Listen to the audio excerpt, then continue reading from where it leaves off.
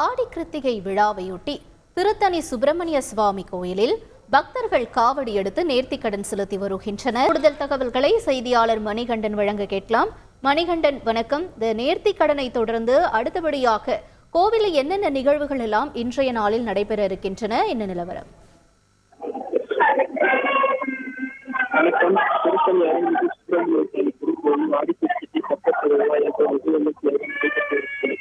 அதிகாலை முதல் முத்தவன் பெருமாளுக்கு அபத்திரகம் முருகனுக்கு தங்க ஆபரணங்கள் மலர்களால் அரங்கேற்கப்பட்டு சிறப்பு தீபாராதனை நடைபெற்றது.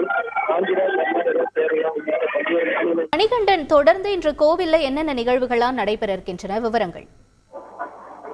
திருத்தணி அருள்மிகு சுப்பிரமணிய சுவாமி திருக்கோயிலில் ஆடிக்கிருத்திகை தெப்பத் திருவிழா இன்று வெகு விமர்சையாக நடைபெற்று வருகிறது. அதிகாலை மூலவருக்கு நடைபெற்றது, அபிஷேகம் நடைபெற்றது. இதில் முருகனுக்கு தங்க ஆபரணங்கள் மற்றும் அலங்காரம் செய்யப்பட்டு சிறப்பு தீபாராதனை நடைபெற்றது.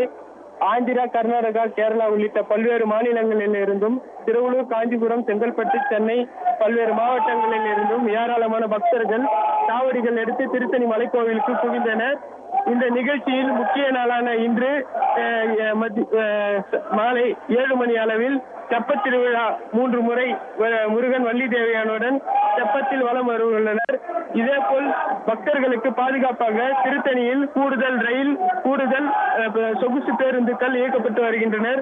மேலும் பக்தர்களின் நலனை கருதி திருத்தணியில் 1600க்கும் மேற்பட்ட காவலர்கள் பாதுகாப்பு பணியில் ஈடுபட்டு வருகின்றனர்.